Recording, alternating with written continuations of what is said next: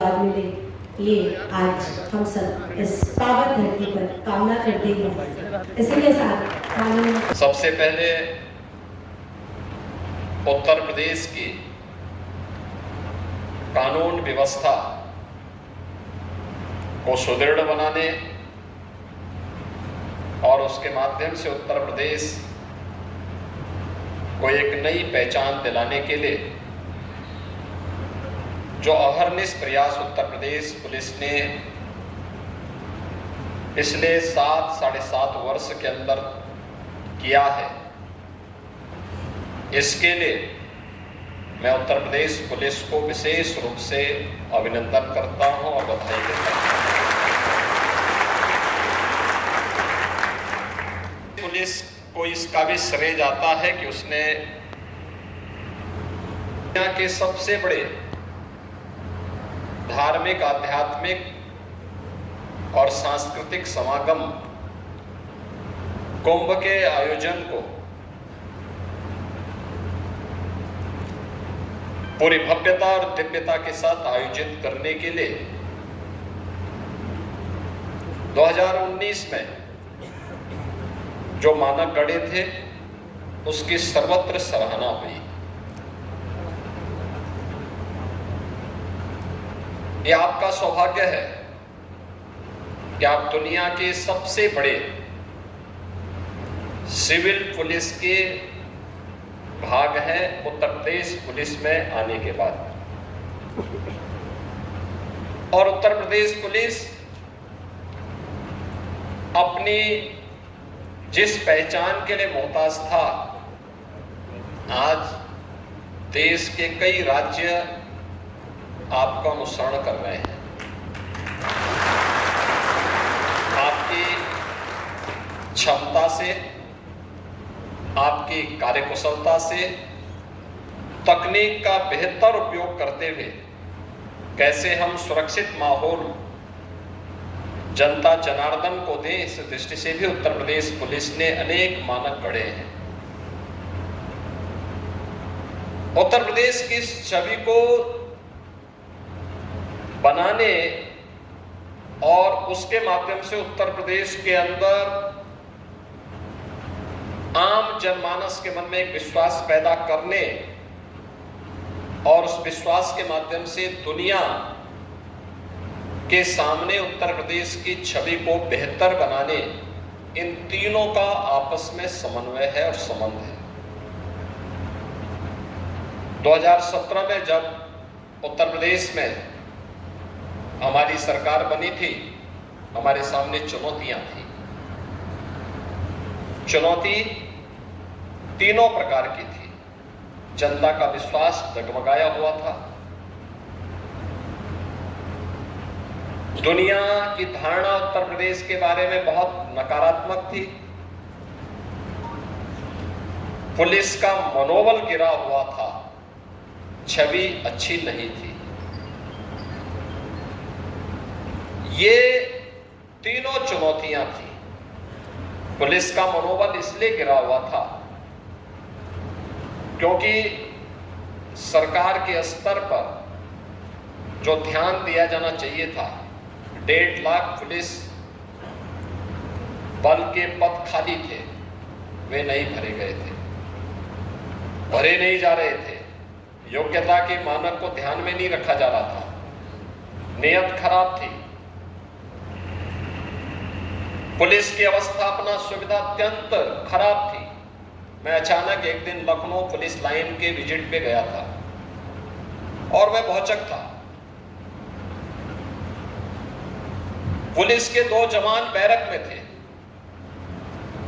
जब मैं बैरक के अंदर अचानक झांका तो मैंने देखा कि दोनों जवान अपनी रात्रि की ड्यूटी के बाद वहां पे आए होंगे, सोए थे। जब 2019 का कुंभ हो रहा था,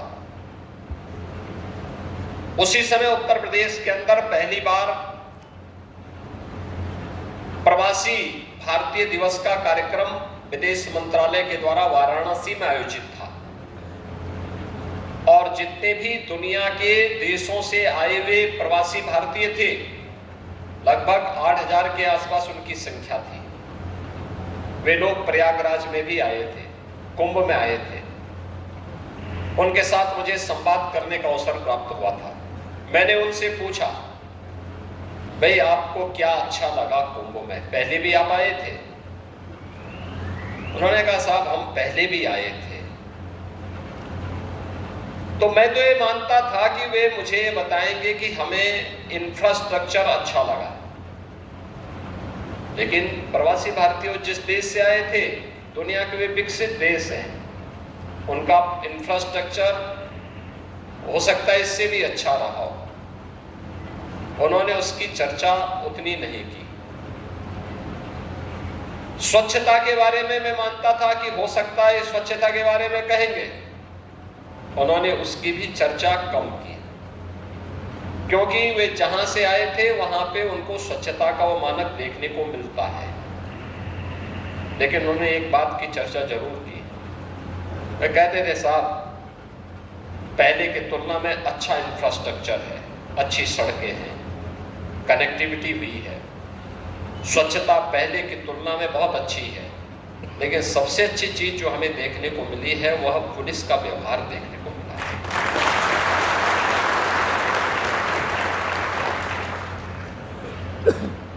यानी आपके लिए एक अवसर होगा उत्तर प्रदेश पुलिस की छवि को फिर से दुनिया के सामने प्रस्तुत करने का, और उसके लिए उत्तर प्रदेश पुलिस बल से जुड़े हुए सभी संगठनों को बेहतर समन्वय के माध्यम से तकनीक का उपयोग करते हुए कार्य करना है। उत्तर प्रदेश की छवि को दुनिया के सामने फिर से बेहतरीन तरीके से प्रस्तुत करना है। सफलतम और सुरक्षित कुंभ होगा तो श्रेय आप ही को मिलना है। स्वच्छ कुंभ होगा तो स्वच्छता के अभियान के साथ जुड़े हुए लोगों को इसका श्रेय मिलना है। सहभागिता सबकी होगी, लेकिन जो उसको लीड करेगा श्रेय का हकदार वही होगा। सुव्यवस्थित कुंभ होगा तो प्रशासन और मेला से भी जुड़े हुए लोग उसका श्रेय लेंगे, और इसलिए सभी को मिलकर के एक स्वच्छ, सुरक्षित और सुव्यवस्थित कुंभ को अब डिजिटल कुंभ के रूप में प्रस्तुत करना है। प्रधानमंत्री जी का आगमन होने जा रहा है, और प्रधानमंत्री जी के आगमन पर डिजिटल कुंभ की जो अवधारणा होगी उसको भी डिस्प्ले उनके सामने किया जाएगा। कैसे हर एक चीज सुरक्षा में, कैसे हम डिजिटल प्लेटफॉर्म का उपयोग कर रहे हैं, कैसे स्वच्छता में डिजिटल प्लेटफॉर्म का उपयोग कर रहे हैं, कैसे अन्य कार्यों में हम डिजिटल प्लेटफॉर्म का उपयोग कर रहे हैं, ये सभी कुछ उनके सामने प्रस्तुत करने का एक अवसर प्राप्त होगा। आप सबने अब तक अच्छे माना कड़े हैं।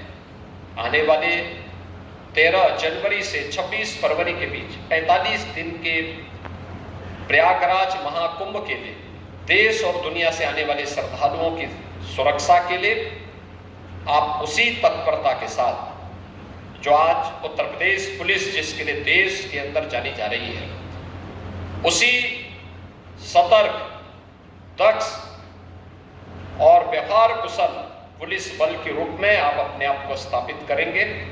आपके इस पूरे अभियान के प्रति, इस पूरे प्रशिक्षण के प्रति और महाकुंभ महापर्व के इस पूरे आयोजन के प्रति मेरी मंगलमय शुभकामनाएं आप सबके प्रति हैं।